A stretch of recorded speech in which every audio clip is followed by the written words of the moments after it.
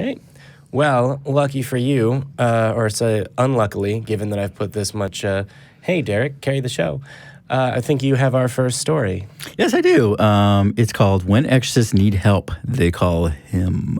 The Super Exorcist. By John Blake of CNN. This was sent from a viewer, Kurt Merschel, via the TV@email.com. Hey, thank you, Kurt. So this article, again, comes from CNN. It is in regards to a priest who is a consultant to the Catholic Church on exorcisms. A consultant. A consultant. Okay. This is just like the movie The Conjuring. The freaking expert. Yes. So he believes that there is no contradictions between the mysticism of Catholicism, that mythology, and science. I think he's wrong. Well. But go ahead. Okay. Yep.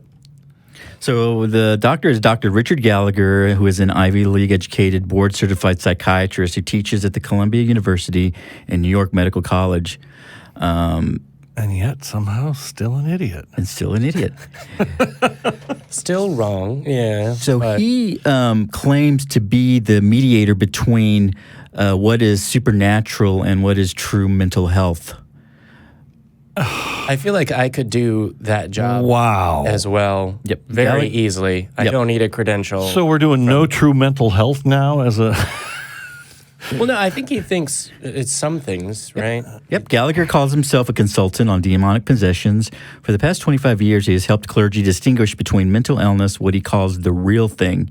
He estimates that he has seen more cases of possession than any other physician in the world. Oh, which is, I think he's seen this amount. That introduction could be accurate if all that he ever said was, no, it's not possession, it's a psychological problem. But apparently that's not what he's saying. No, that was my illusion, was I think that I could evaluate, this person has these behaviors. Do you think it's demonic possession, or should this be an issue for mental health? Yeah, I bet I could do it with provide the correct answer. I could do it with a better hit rate than this guy. Yeah, because sometimes he's wrong. Now, have any of you ever experienced something that you could attribute that without a critical mind attribute to a supernatural? Because our mind is a crazy thing. We're pattern-seeking creatures. Yeah. Okay. Well, consciousness. Consciousness. Yep. Okay. But that's an argument from ignorance. Yes. Since I don't know how it works. No other that does not point me in a direction for an explanation. Right. No. When you say that, do you mean have you ever had a weird experience that's patterns? The one that comes to mind is sleep paralysis. Oh, phenomenon. Okay, that's what you mean. Yeah. Now, I've suffered from sleep paralysis, and it actually was triggered during a time when I was searching. I bought a Ouija board so I could get lottery numbers. That's how stupid I was. Well, wrong. I see that. Wrong, yeah. And it didn't work. But I was convincing myself that there was some other world out there, and that I had tapped into something, and I experienced. It's easy to do. Exactly. I experienced a chronic sleep paralysis, and it was very invasive. Looking back on it, I saw how easily I could trick myself into attributing a cause to this. But also what I saw was how quickly others jumped in on this bandwagon and had solutions, had interventions, and they were all either go see a priest or go light a candle or wave sage in the air. I don't like sage. It doesn't smell that good. Yeah. And I was in a military dorm room, and if you go burning sage, you get that little secret police coming and knocking on your door wondering what you're smoking up in there. Yeah. The weirdest things I've had are like things that I didn't know how to visually parse. I mean, it was either a trick of perspective or something, but I'm looking at a thing and I'm going, what is that? I'm turning my head this way and that, and I can't describe it. I can... Yeah. It's weird. It's like misinterpretations your brain is making on like lights and shadow. As an artist, you can see that. I was hanging out with some friends, and one of them was actually an ex-Catholic priest who is currently a meteorologist. I ain't going to get into that story. But I was looking at a corner, and there was a house plant, and I turned to him. I said, "This is how religion works. If you look at that plant and you look at it a certain way, you see that leaf there, that's her hair. You see that other leaf and that stem, that's her eyes. Right there's the Virgin Mary." And boom, He saw it because we are pattern-seeking creatures. Yeah. Visually. It's almost like a play. What I was doing was playing a game of mind control. I could convince you, or I could make you see what I wanted you to see. Sure. Yep. And this is just me being an amateur. There are experts, literally professional con men. Yeah. Use this principle. Every time I go downtown to Six and Red River, I can find one of these, a professional who makes people float and disappear into basically a giant hamster wheel. And, that's not all that Esther's Follies has to offer in addition to the Magic Act. So the Magic Act. I can't stress how dangerous this type of thinking is when you link mental illness and demon possession or any type of supernatural connection. It is so dangerous. It is so demeaning to people who actually suffer from these diseases, whether it be full-blown schizophrenia, paranoia, or simple depression. Yeah, because you also then provide no answers and give no capacity for further treatment whatsoever. So does he have more to say on, one, do we have any idea what it is to be a consulting priest? I was pretty sure that the Catholic Church didn't get outside help when it was... Sounds like the basis for a movie or TV show. It is. It's called The Conjuring. Oh, God, no. I haven't seen The Conjuring. Is it as bad as I thought it was going to be? Oh, it was good. Really? I got scared. Well... They do the article does. I haven't found the exact portion of it, but it does talk about how the secret of the Catholic Church is, and that it's rare that it brings an outsider in. But because of his long-standing relationship with the Catholic Church and the rapport they developed, and his belief in demons, that helps. So Gallagher has two ways of giving back. He says helping the mentally ill as well as the possessed. I think one of those is great. Wow. Contemporary Catholicism don't see faith and science as contradictory. Its leaders insist that possession, miracles, and angels exist. But global warming is real, so that evolution and miracles must be documented with scientific vigor. So have they documented any miracles? Because that tells me whether or not they're using scientific vigor. Well, so this is when we get into other articles like about Bigfoot. Oh, Bigfoot. Yeah. Is he a big feet hunter? He hunts them feet? Bigfootses? Oh, He's a big footer. I met a real Bigfooter. You know what they say about Bigfoot hunters? They've got a big time waste of a hobby. That's right. Yeah. Oh, man. It's interesting because the Catholic Church won't get outside help from experts if it's trying to deal with child rapists, but it will for demons. Right. They take that problem. Good point. They take that problem very seriously. A big fist bump. Yeah, I mean, oh my gosh, those demons, we need this outside help. But no, we've got the child rapists under control. Apparently. This reminds me of a story. When I was young in church, we had it was a non-denominational, fundamentalistic, evangelical church. I'm sorry to hear that. And this preacher got up on stage, and I remember this specifically.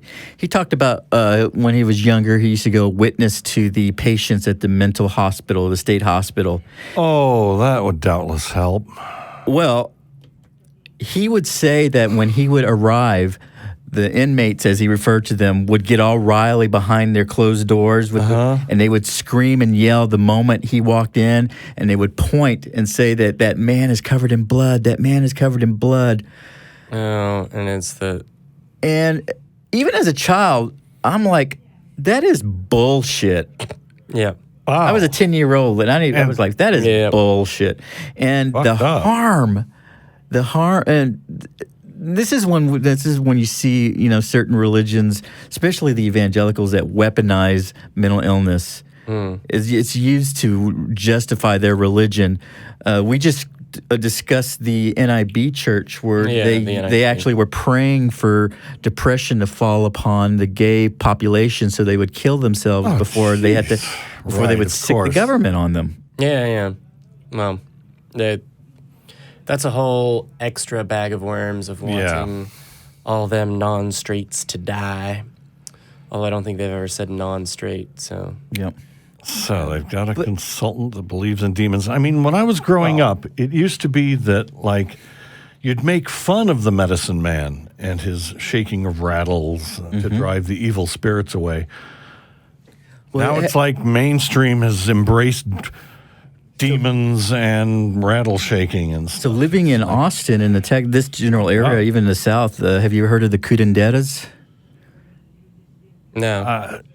I've heard of them, but I don't know. So they are the Mexican Tex-Mex witch doctors. Okay. Usually a female, Oh, boy. really in depth in Catholicism as well, kind of like Right. a kind of the homeopathic medicine and witchcraft and Catholicism.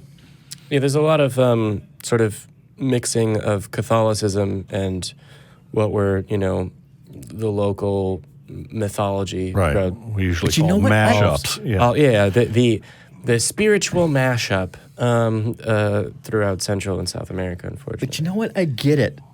This is cool. Demons are Yeah. cool. I guess, They make for cool stories. They make for the heroic story of light against darkness, the battle between good and evil, where the good guy wins. And honestly, I never got it because Makes for a great narrative. It does. The narrative is much better than actually this is a sort of illness, and elements of it may very well stick with you for the rest of your life. And to treat it, you have to change aspects of the way that you live and go through therapies and perhaps continue to take medication is much more boring and like, but it's not me, it's something from outside me. Yeah. So I want a dramatic ritual that banishes the demon. Right. So that I can be, one of these two things is much more appealing to the human mind when it's uncritical. And it empowers the Christian because I believe one of the powers that was promised by Christ was the ability to cast out demons. Yeah. Right. Cast out demons in his name. In his name. Actually, you just have to, they fear his name so much, you just have to mention his name and Jesus! be gone. Yeah, no demons here. Boom. Power of Christ compels you.